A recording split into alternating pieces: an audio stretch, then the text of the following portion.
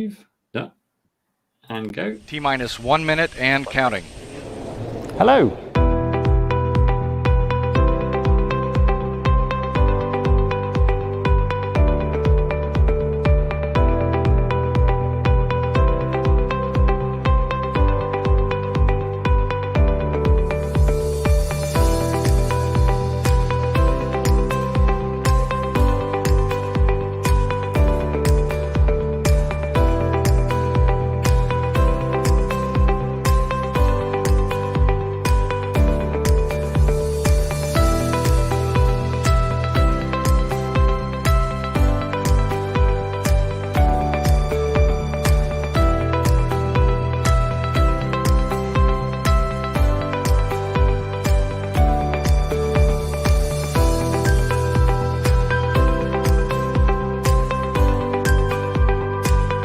Four, three, two, one. Hello, how are you all doing out there? Hello. Welcome.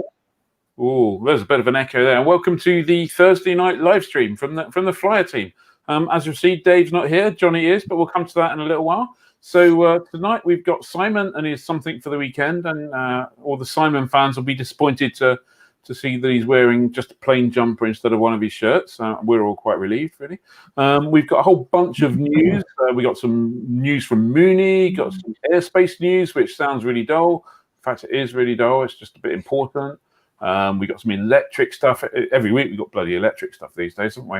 We've got fantasy hangar stuff, some aircraft that we've all picked that were kind of the best things we thought we could find on the internet, as it were, and spend some fantasy money on those. But anyway, enough about that. We'll get to the rest of it sooner or later. So first of all, let's see if I can make the internet work. Hello, Simon. How are you doing? Hey, I'm very well, thank you. Ian, are you? I'm not bad at all. Nice earrings there, mate. Good, thanks. Do you like them? Yeah. Very good. Very good. For you. Well, I got rid of the shirt and brought the earrings instead. Why not? Yeah, It must be autumn. Absolutely, it is. I'm afraid the shirts had to go away. The jumper is out. It was buggering up the contrast on the computer too much. Big shame. Can we have an Indian summer, please? Yeah, I'll see what I can find for you next week. I'll have a word. Okay, let's go over to Simon and his Something for the Weekend spot. Okay. So Saturday looks to be the best day for flying this weekend. Here's the chart for Saturday. We've got some showers across northern and western areas. Nothing too serious. Those green blobs that you see on there, they're just showers. So sort of western Scotland, northwest England. There, I think we're going to be finding bases about 3,500 feet. Tops up at about 15,000 feet. Just a few showers. Eastern parts of Scotland, eastern England, running down through central and southern England, all looking pretty good on Saturday. It will be breezy. We've got westerlies probably around 15 to 18 knots at an average speed across northern areas, probably 12 to 15 in the south. But bases across the east and the south, 4,000 foot, tops at about 10,000 feet, and well broken to good visibility as well. Now, Sunday in technical term it's all a bit of a mess. You see that occluded frontal feature that I've drawn on there. Well, I've just put it on there just to mark that there's something there. I think what's going to happen is we're going to be seeing a fair amount of cloud through Sunday. It's not going to be particularly detrimental to flying, I think, through Wales and the Midlands. I think there where we've got that rain, bases around 2,000 feet, tops at about 9 to 10,000 feet, visibility down at about 8 to 10,000 meters, perhaps in the outbreaks of rain. Further north, less cloud around, I think less rain as well, and across southern coasts as well, probably more broken cloud, and it looks pretty flyable there too. It's just that marginally Saturday is the better day, but even if you've got things booked for Sunday, go for it, because it looks like it's going to be flyable on Sunday as well. Thank you very much. Thank you very much. And just a quick update before you can go and grab your tea. Next week on next Thursday, so the 10th of September, at what time did we decide? 6:45 to 7:15 for Flyer Club members. There'll be a live streaming mini webinar all about how to get the best from 214 and 215 with Dr. Simon Keeling and his shirt. So if you're a Flyer Club member, look out for news of that on the website and via email next week. So by the time we all meet again next week, you'll all be experts in 214 and 215, won't they, Simon? Absolutely. You'll do me out of a job. Absolutely. Well, there you go. Great. Thank you very much. Okay. See you next week, folks. Have a great weekend. Thanks, Cheers. Simon. And you. Cheers, See you. Simon. Bye. Bye. Okay, so before we move on, what have I done? Oh no! There you go. Okay. I'm back. I moved the wrong person. Sorry about that. So before we move on, you'll notice that Dave's not here because he's on holiday, and in Dave's place we got Johnny Salmon. So Johnny, Yeah, I've been flying for a good 10 years now. I fly an RV6 at the moment, out of the Cotswolds near Cirencester. I work for the Air Tattoo, the world's biggest military air show. So military aviation is the day job, and I'm loving general aviation and happy to be here. So thank you. And we know you because you on Instagram you are Steer with My Rear. Indeed, I do love all things tail draggers. So that is my moniker. I was a little bit worried when I first saw that, I have to say, but there you go. It makes a lot of sense now. Yeah. So how was the tattoo this year then? It was very different. It was much like this. We had 8 hours of virtual air shows, repeats of old footage from the past. We had really good international participation from air forces around the world, from Singapore to the US to Australia. Everybody sending in clips of their aircraft, telling us that they really wanted to be there with us. So it was a good international collaboration, which is just like the real thing. So it was good. Cool. Good to fill that gap. Okay. Yeah. Well, hopefully be back next year, eh? Indeed, yes. I think the virtual air tattoo may stay in some capacity, but we want to bring the real thing back next year. That would be good. Right. Let's move on to the news. The news. Not the nudes. The news. That's a different period. The first item on the news is this lovely pop-up danger areas, temporary danger areas that have been established across the channel for the whole month of September. If you don't know about them, there's a kind of explanatory note. The NATS will be putting out a yellow AIC, but that's not due out until the 24th of September, which, given that it starts on 31st of August and ends on the 30th of September, is less than ideal, I'd say. And the existing explanatory note is a little bit ambiguous in places and not particularly clear. So that's kind of one airspace thing that I wanted to talk about, preferably without ranting. And the next airspace thing that I want to talk about is you've got 2 weeks to go, roughly speaking, to put your contribution into the CA consultation on reclassifying airspace and stuff like that. Do you remember this? This was the absolutely appalling piece of crap that the CA put out for people to consult on, which is basically like a 3-year-old. In fact, it's probably a little bit better, a 3.5-year-old scribbling in red pen over some maps. And from that, you're supposed to deduce some kind of data. It was a piss poor consultation. Many people told them that, including me, and for what good it did. A huge amount. But there's 2 weeks to put your thoughts in still. Yeah. There are 2 weeks to put your thoughts in. There's a very, very long URL, so we'll just Google that and it'll become obvious. But please get on there and put your thoughts in, because it's some important stuff going on at the moment, and we need to engage. Airspace is something that affects all of us, whether we fly little things, big things, electric things even. But anyway, let's engage. Let's make it. I've got this campaign. I think airspace should be simple, accessible, and proportionate. And if we can crack that, then I think we'll go a little bit further. So far, it's a one-man campaign, but I'm hoping other people will adopt that slogan with a bit of luck. Maybe people are listening. Maybe. Anyway, Ed, move on.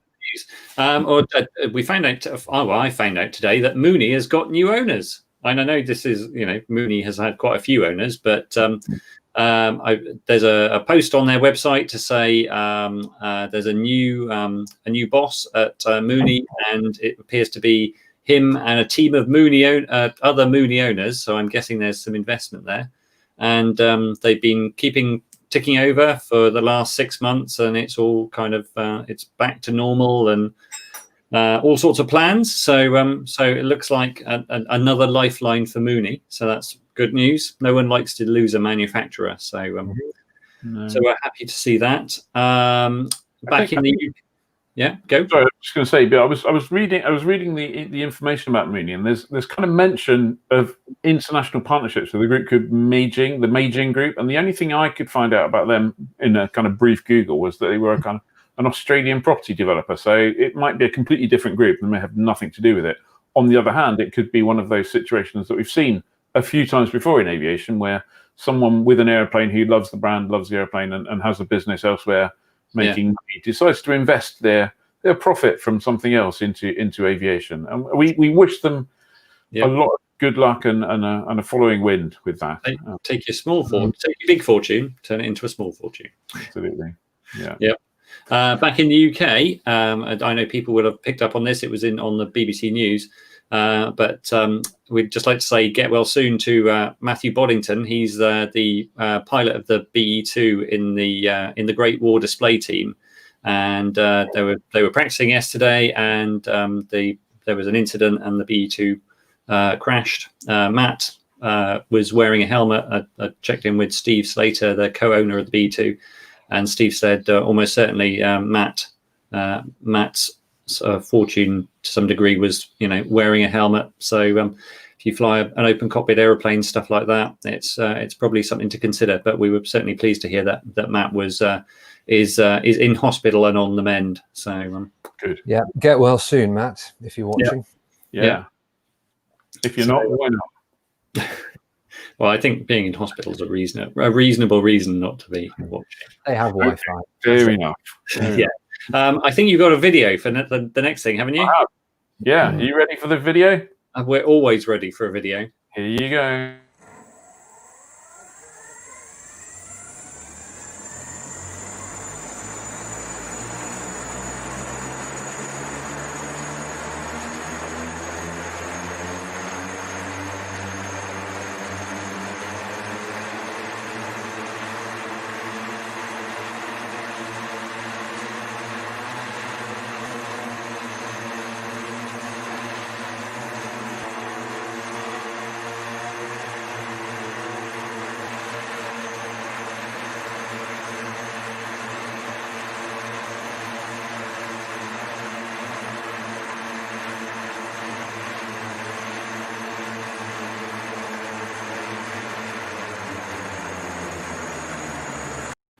You can almost hear the relief that whoever they made sit in that as it landed. So this is the Japanese flying car, and I love the fact flying car, clearly no wheels, but anyway, it's one of these multicopters that you can sit in. It's been developed by a company called SkyDrive, and they've got some investment from Toyota. So it's pretty, it's quite a well-funded thing, and they've been toiling away pretty hard on this. And if you go online and check out their videos, they've got visions of kind of huge Jetson style skies full of people turning up with their phones, and it's like, I know where you need to go, and jump in and off you go. So I've thought of a more utilitarian use for those, though. When you're at this time of year stuck behind a tractor trimming hedges on the road, you can do both. A really good hedge trimmer. Hedge trimmer. It's like ultimate social distancing, isn't it? Because it's like no one's going to get close to you. Yeah, and if you throw litter out, it just gets shredded. And becomes a bigger litter problem. Yeah. I'm not sure I'd want to be throwing anything out of that, especially on my arms. So, to be fair, I should just mention that we did cut that video a little bit shorter. The flight was a bit long, but it was frankly, it was just boring, and that would have tripped your boredom threshold. I know. It did already, actually. Yeah, I've got to flag a comment. Clara Cloud back on the Mooney story said, "Is Mooney on Tinder?" Yeah, Mooney probably is on Tinder. Tinder for aircraft manufacturers. That's it. Yeah. If ever there was a manufacturer that was into dating, it would be Mooney. It's like always looking for someone else. Yeah. So also in the news, did anyone read about the reports of there was a couple of airliners flying into LAX, and people reporting that they could see someone flying around wearing a jetpack? Yeah. Well, okay, so how many people are there producing jetpacks? Yeah, and how many jetpacks have been produced, and how many people have bought jetpacks and are actually using them, and in a conglomeration that is LA? There is a company in LA that do produce them, and they've stated categorically that it's not them. They're not for sale. They're not for personal use. Yeah. So. Okay. But there was also another thing. Yes, trainee went, let's have a go at this and see what happens at lunchtime. Could have been, but there was another theory that in fact this was a mannequin on a drone. No. Okay. So Mannequins are quite heavy, though, aren't they? Yeah. Maybe it was an inflatable doll. Maybe it was. Maybe we shouldn't go there. Does anyone know how much an inflatable doll weighs, by the way? Quite light, I'm sure. And attached to a drone. But anyway, yeah. So there was multiple reports of airliners being of pilots spotting man in a jetpack. So, but as of yet, no one being identified. So, but only, I guess it's something you could tag with only in LA. My money's on that not being a real man in a real jetpack. I would think so. Yeah. Yes. You skipped a video, Ed. Did I skip a video? What did I skip? I guess by now many people have seen it. But you know that saying where there's "if in doubt, go around." Well, there's a whole song on the internet, isn't there, dedicated to "if in doubt, go around." And today, the video of all videos came out that video that should just play on loop. On you're going to play it, aren't you? I am going to play it. Here you go. Here you He's go. not heard the song.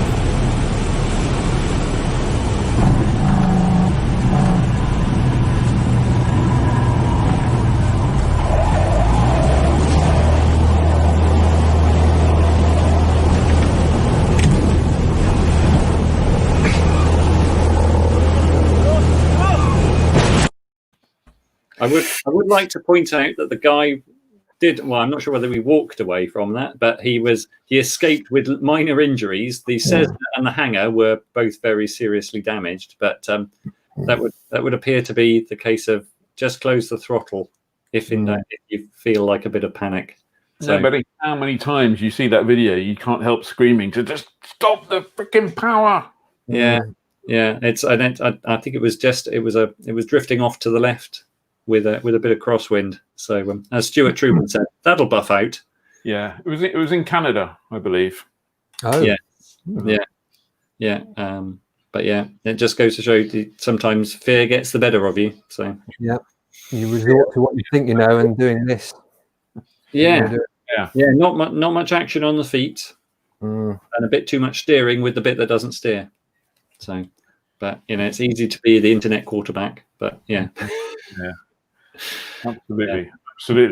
So we've done with Mr. Jetman. Yes.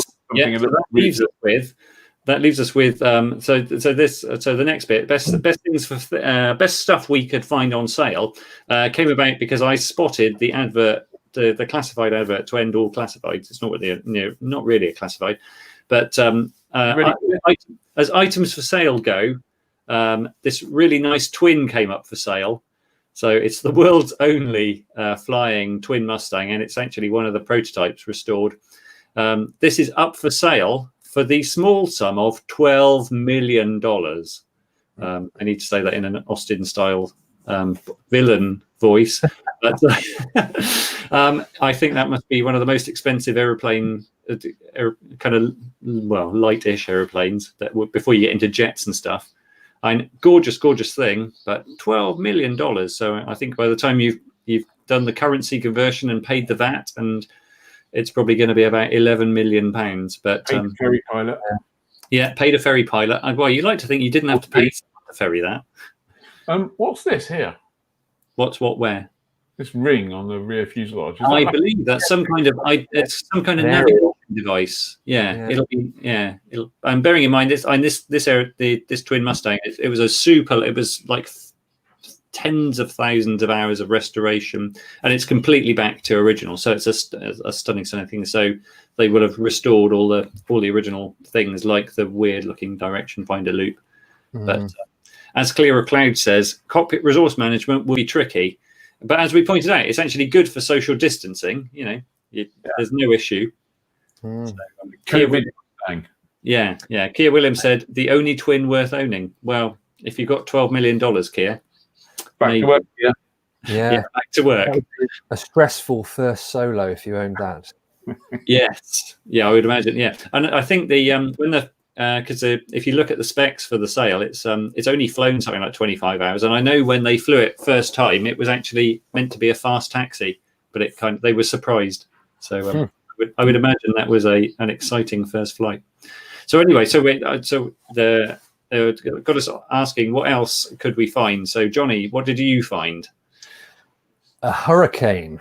Yeah, specifically Hurricane P3351. It's currently in France. Right. And it's not, lots of these aircraft were built in 45 and didn't see any active service. But this particular aircraft covered the British retreat from France. Wow. It fought in the Battle of Britain with 72 and 32 Squadron. Cool. And then it went onto the Arctic front in Russia. So it's really seen a lot of action. It's a proper warbird. Yeah. Yeah. And what small fortune do you need for that? 2.25 million euros. Oh, that's pocket change. If you buy it before the end of the year, you won't have to pay VAT on it, will you? So save yourself 20% of best part of €500,000 there. Yeah, okay. That's quite a nice choice. Ian, what did you find? I went cheap. We need a budget saver. I went cheap. I went like super low price for the. You could get about 30, probably 30 of these for the price of your twin Mustang. Wow. Okay. There you go. Ooh. Okay, that's nice. I reckon that's a stunner, isn't it? I mean, that Kia. I'm sorry. This is. I don't know about the only twin worth owning. Certainly not. But this has got to be a twin worth owning for a bit, hasn't it? I think all pilots have. I think we can all aspire to having a go, or wanting to experience a little bit of DC3 in our lives. So yeah, well, they're kind of surprisingly relatively cheap. You can pick up DC3 for less than $500,000. I think that one was like $350,000-$360,000 or something. Wow. Okay. Oh, ridiculous! I mean, I could probably the airplane. What day is it today? Thursday. I could own one at least until Monday before I ran out of everything. If I sold my house quickly and everything. But, yeah, and just running costs, just fuel and oil. Yeah. Alone must be a lot. But you can take, I can only take one friend. Johnny's got no mates because he's just flying on his own. But yet you can take loads of people. Yeah. Exactly. You're going to have to buy everyone masks. I could take all of Johnny's friends and all of your friends minus one. That's it. Yeah. Go and invade occupied France. Yeah. That's it. Probably put the Hurricane in the back. Yeah. Cool. Moving on. What we got? There's a new issue. There is a new issue, out yesterday. And you'll find the link on flyer.co.uk. In the issue, we have, unfortunately, last month, Pierre Robin died, age 93. And in the week following that, Dave, doing some work for the news, got in touch with Christophe Robin, and that ended up with us getting a fantastic interview with Chris. And Christophe also gave us access to the Robin family archive, which has turned up some really amazing imagery and stuff.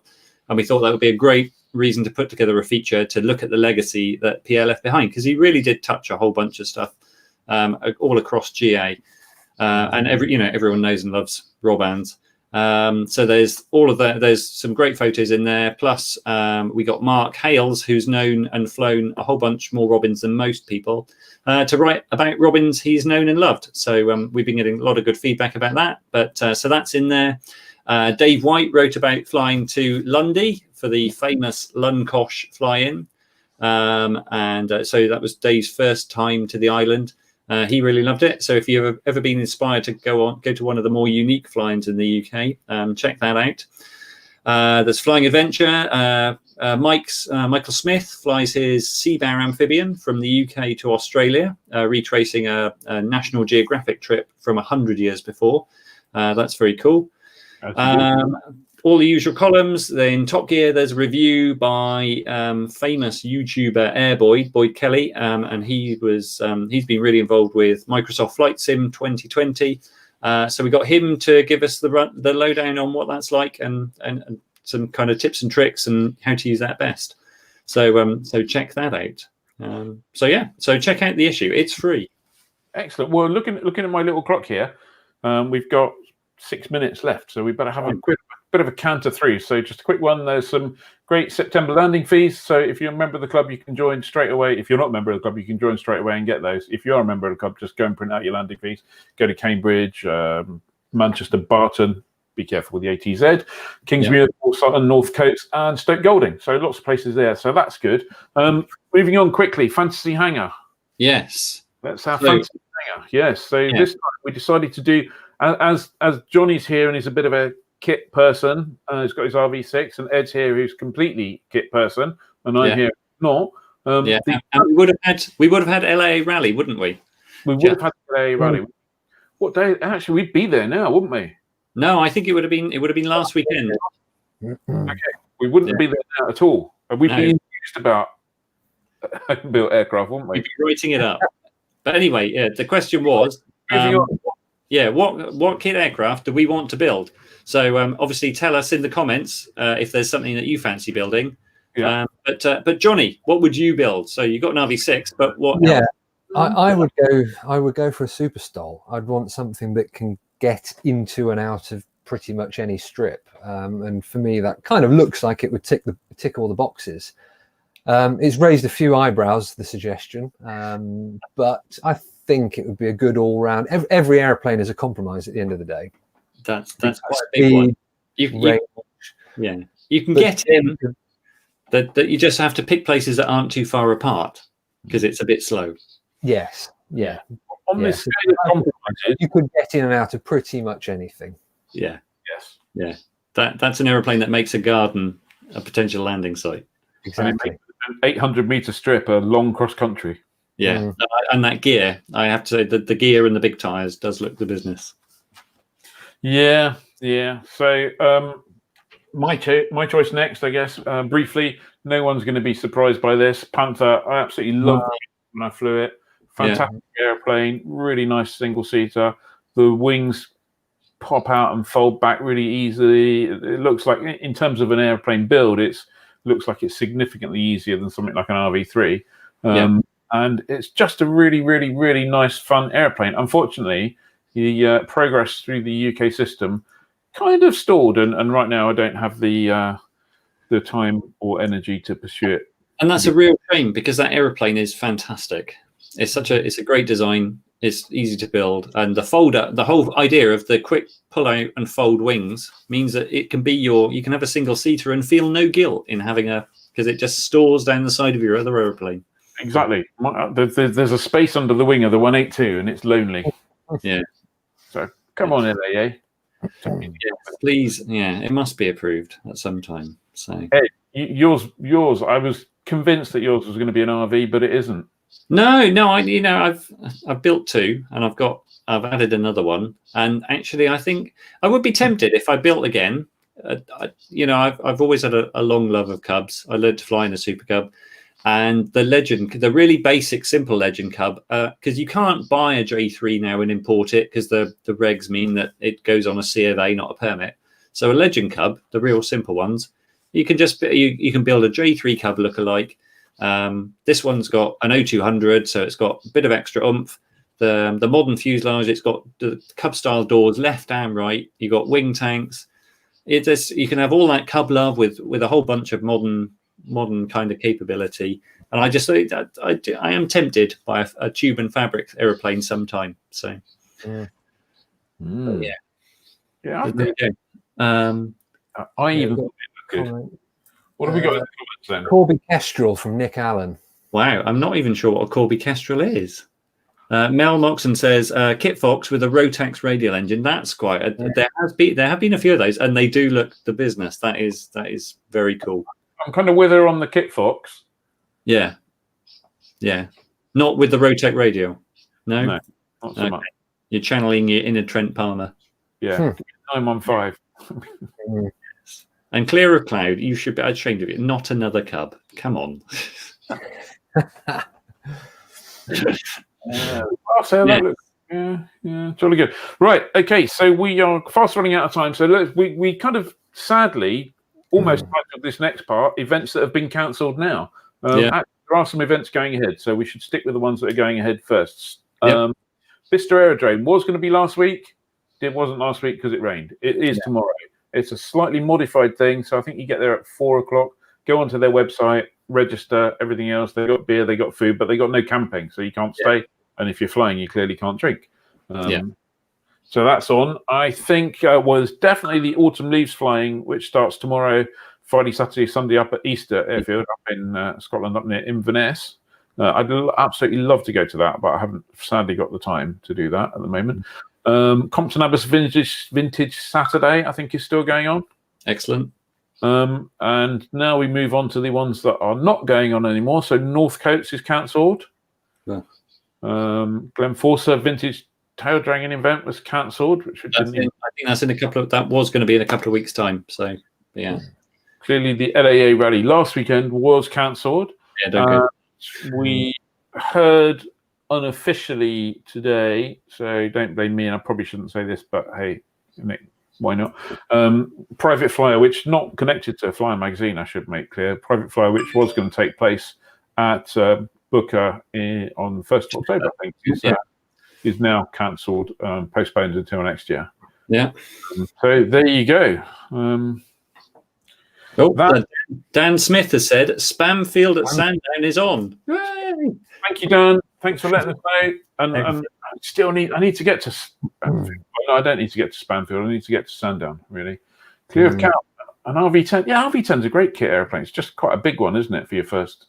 Yeah, the 10's a great airplane, but it's so much. It's more airplane than I need. Yeah, it's a great airplane. I should say we're run over by 40 seconds, so that kind of speed up at the end really did it. So thank you very much for coming along, Johnny. Hope you've enjoyed having me. Thanks very much, Ed. Thank you everybody for joining us and leaving lots of comments. I'll have a quick look through those. What else? A Sling 2. I need to go and find out what a Corby Kestrel is. Yeah, I can't believe that you've been out. I know. Out whatever it is. Yeah, I'm going to check it out. Yeah, sit in a room with a revolver and a glass of whiskey. Maybe. That's serious, honestly. Thank you very much, everyone. We'll see you next week. Don't forget, look out for the information about the 214-215 webinar from Simon Keeling, which will be before the live stream next week. That's open to club members. If you're not a club member, you can join. If you're watching this on YouTube later, give us a thumbs up, leave a comment, that kind of thing, and subscribe. So thank you very much, everyone. Thank you all, and I'll see you next week. Fly safe, everyone. See you soon. All the best. Hey. Bye-bye. Bye.